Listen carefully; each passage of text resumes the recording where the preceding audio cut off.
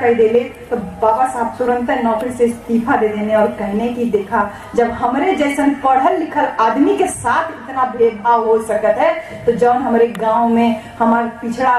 जो हमारे समाज के लोग रहते हैं उनके साथ कौन भेदभाव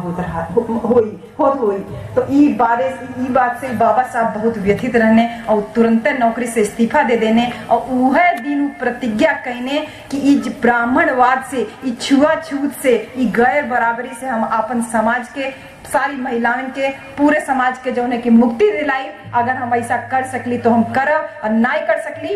कर सका तो हम अपन फांसी लगाई के जान दे दे। वो दिन बाबा साहब ही पूर्ण कहिए और उसके बाद वहां से जब बाबा साहब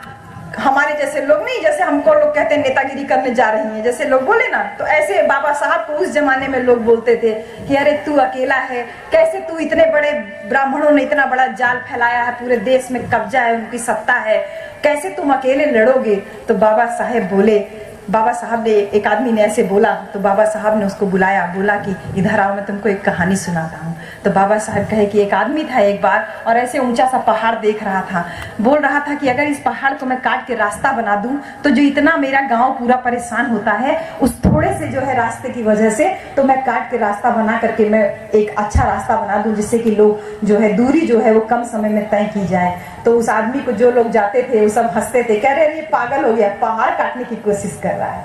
तो एक बार एक आदमी उस आदमी से मिला, बूढ़े उस आदमी से, तो बोला कि क्या करना चाहते हो? बोले मैं इस पहाड़ से रास्ता बनाना चाहता हूँ। बोले तुम पागल हो, तुम बूढ़े हो जाओगे तब भी पहाड़ नहीं काट पाओगे, क्या होकर हमको कोनो फिक्र ना है, तो हमके खाली एक औजार दे दे जिससे कि हम थोड़ा काम अपन शुरू कर दें। तो आदमी बड़ा प्रभावित भयल कि अच्छा ये पहाड़ काटे का जो दम रखत है तो हमें कुछ बात हुई। तो ओके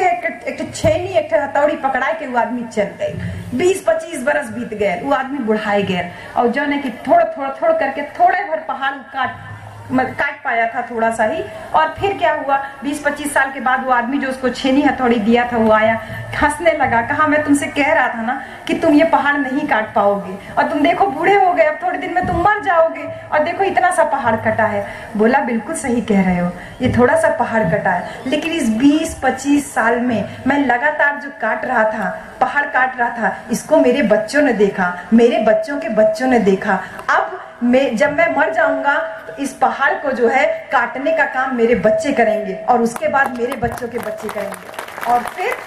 उनकी पीढ़ी दर पीढ़ी करती जाएगी और किसी न किसी दिन मैं जाकर के तो कामयाब होऊंगा ही होऊंगा। और फिर वही हुआ, बाबा साहब ने कहा कि मैं जो संघर्ष कर रहा हूँ इस संघर्ष का यही परिणाम होगा कि जो मेरे आगे आने वाली पीढ़ी है, जैसे हम और आप हैं, हम देखेंगे तो हम भी कम से कम उस संघर्ष में आगे आएंगे। लेकिन मजे की बात देखिए, बाबा साहब तो इतना बड़ा संविधान हम लोगों को दे करके गए।